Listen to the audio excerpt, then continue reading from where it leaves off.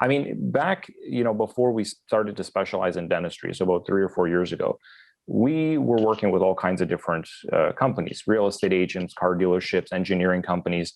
Now, I remember the interesting one was the real estate side of things. We would work with very successful real estate teams. So we worked with one team in Niagara.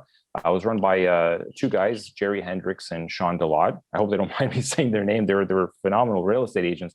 They both sold well over 100 homes a year. But when you got to know them, nothing was really automated. I mean, these people really cared. They would call up every client. They would, spend a lot of time like delivering value. There was no automation involved. They were just genuinely kind-hearted people that wanted to help. Now, as they grew, they started hiring other agents to be part of their team. But a lot of these agents, what they were asking from us is, I want a tool that lets me send out an email to everybody automatically. And I would sit down with them and say, you realize like your boss who sells 120, 150 homes a year, they don't do that. They actually pick up the phone and they call people and they write a handwritten letter once in a while and they show up with a gift, like, why don't you do that?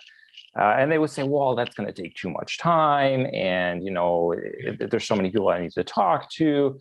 And I would sit down and ask them, do you ever wonder, like, maybe this is why you only sell 5 houses a year and the other person sells 120? It's because it's not the automation that you need. It's the relationship building, and you're losing sight of that.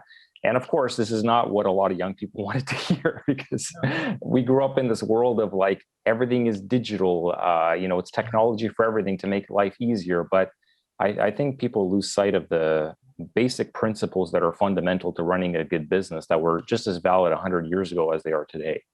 I guess I could say this to any business person, a real estate agent, yourself. I practice this myself. Any dentist, return every phone call same day, return every text same day, within reason. I know sometimes they come late at night, and that might be too late that day, but 24 hours is kind of the golden rule today.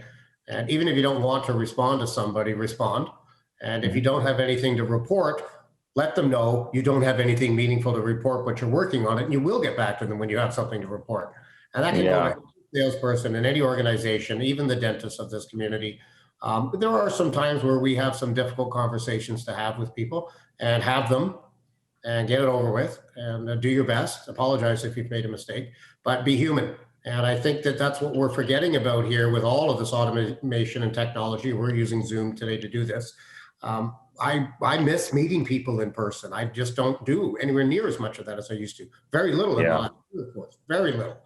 And I kind of miss that dynamic. Now, Zoom has given me some ability to, interact like this, but 80% of your new patients will come from your existing satisfied patients. What have you done to satisfy an existing patient today?